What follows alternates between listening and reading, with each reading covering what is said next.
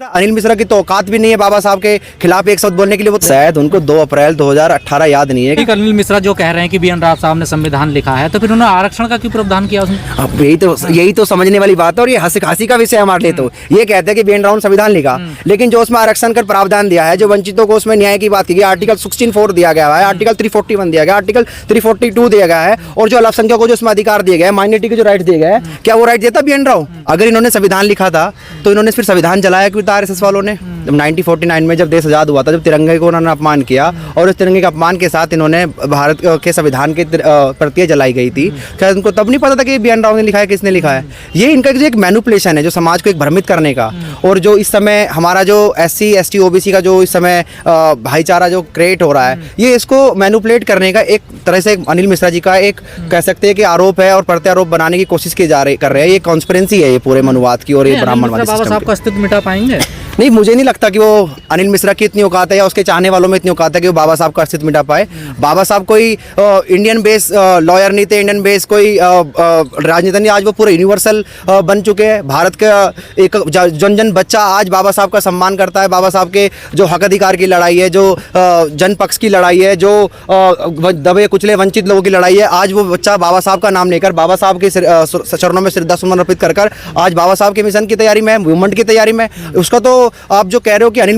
मिश्रा की तो औकात भी नहीं है बाबा साहब के खिलाफ एक शब्द बोलने के लिए, वो तो बस थोड़ी सी कमी यहाँ पे हमारे अंदर ही रह रही है कि हमारे जो समाज के जो कुछ ऐसे संगठन है, जो हमारे बड़े राजनेता हैं, जो बहुजन समाज की जो बड़ी पार्टी है, बड़े नेता है, कि वो अपना आरोप प्रत्यारोप उस पर ठीक प्रकार से लगा पा रहे हैं,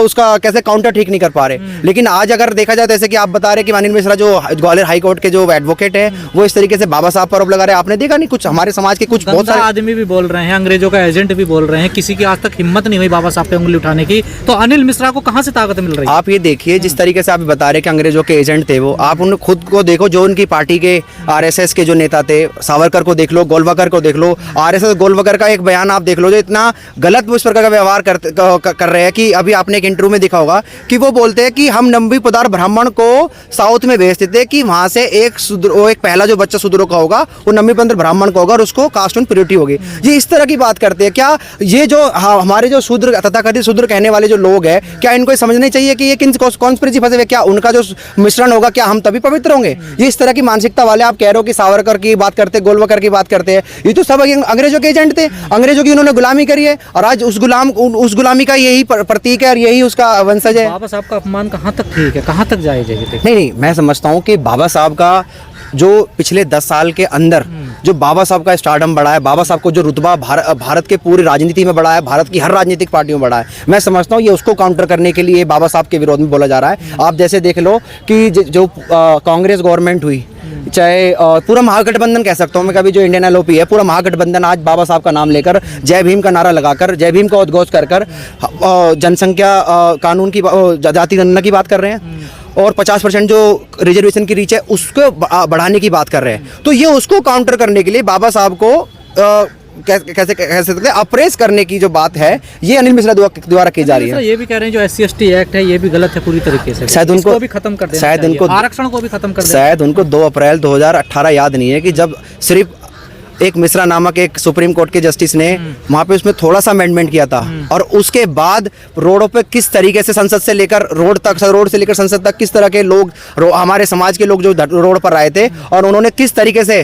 शांतिपूर्वक धरना प्रदर्शन किया था और कितनी बड़ी तादाद में धरना प्रदर्शन किया था, उस बिहाफ पे उन्होंने अमेंडमेंट को अपना खत्म कर दिया। क्या उस दिन को भूल चुके हैं शायद, मुझे लगता है अनिल मिश्रा को शायद वो दिन याद भी दिलाना पड़ेगा। अगर SC ST एक्ट की बात आती है तो मैं आपको बता दूं कि जो SC ST एक्ट में हमें कहते हैं कि ये SC ST एक्ट का मिसयूज करते हैं। मैं आपको बता दूं अभी लखनऊ में ये घटना ही घटित हुई है कि वहाँ पे गुप्ता नामक एक वकील ने एक ऐसी महिला को हायर करके अपने ही कुछ दुश्मनों पे SC ST एक्ट लगवा दिया। जब 10 केस सिमिलर केस हो गए, एक ही महिला द्वारा लगाए हुए केस उसी के दुश्मनों पर, तो वहाँ के हाईकोर्ट ने, लखनऊ हाईकोर्ट की बेंच ने जब यहाँ पे देखा कि एक महिला द्वारा के 10 केस SC ST एक्ट लगा दिए, जब उसके पीछे का देखा तो एक वकील था, गुप्ता नामक वकील था, उसने उसके द्वारा लगाए केस थे वो, तभी उस गुप्ता को नाम के व्यक्ति को 10 लाख का जुर्माना भी लगा और उसको सजा भी हुई। तो आप ये देख लीजिए SC ST को जो हमें बात करते हैं कि SC ST एक्ट का हम गलत यूज करते हैं, मिसयूज करते हैं, तो कहीं ना कहीं इन्हीं के लोग हमारे पीछे होते हैं। सनातन राष्ट्र की स्थापना हिंदू राष्ट्र होना चाहिए। आप पहले ये देख लीजिए, हिंदू राष्ट्र में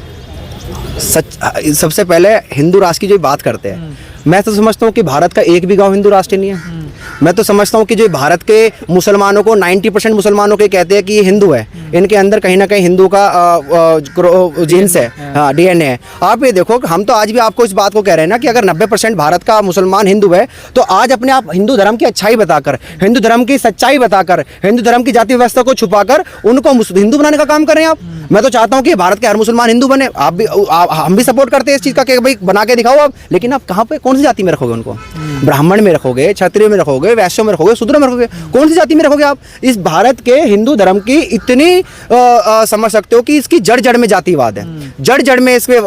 प्रतिसत्तात्मक व्यवहार है इसमें। तो आप इस जिन मुसलमान की बात करते हो, जिस हिंदू सनातन की बात करते हो, जिस हिंदू राष्ट्र की बात करते हो, उसमें इतनी जातिवाद की मानसिकता से सला गड़ा हुआ ये हिंदू धर्म है, सनातन धर्म है, तो मैं तो नहीं समझ सकता कि ये सनातन धर्म बन सकता है और हिंदू राष्ट्र बन सकता है। आप एक टिपिकल चीज़ देखिए कि जब ये RSS वाले अखंड भारत की बात करते हैं और अखंड भारत में 17 देश बताते हैं कि हम अखंड भारत बनाएंगे, उसमें 17 देश थे। आप ये देखिए कि उन 17 देशों की पॉपुलेशन जो है मोस्टली देशों की मुस्लिम है। पाकिस्तान चले जाइए, अफगानिस्तान चले जाइए, आप बांग्लादेश चले जाइए, आप मलेशिया चले जाइए, थाईलैंड चले जाइए, अगर वो अखंड भारत बनता है और हिंदू राष्ट्र बनता है जो अखंड भारत की बात करते हैं, तो वहाँ तो हिंदू खुद माइनॉरिटी हो जाएगा। भाई लड़ाई अल्पसंख्यक और बहुसंख्यक की तो है ना। जो ये बहुसंख्यक की बात करते हैं, अगर ये अखंड भारत बना भी लेंगे तो ये तो हिंदू राष्ट्र में तो खुद माइनॉरिटी हो जाएंगे। सुरक्षित नहीं है। मैं तो समझता हूँ कि भारत में आज का जो समय चल रहा है इसमें कोई भी सुरक्षित नहीं है। इसमें वही सुरक्षित है जो सिर्फ भाजपा में है, जो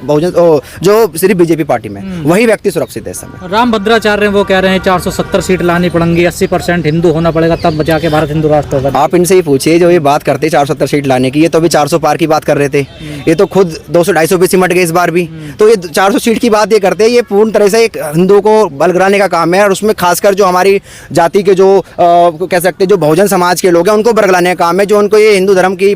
कह सकते हैं कि अफीम चटा रखी है उन्होंने, जो एक अफीम चटा के सबको हिंदू बनाने की बात करते हैं, सनातन बनाने की बात करते हैं। मुझे लगता है कि हिंदू राष्ट्र बन जाएगा और ये 470 सीट ला के हिंदू राष्ट्र की घोषणा कर देंगे। अभी आप देख लीजिए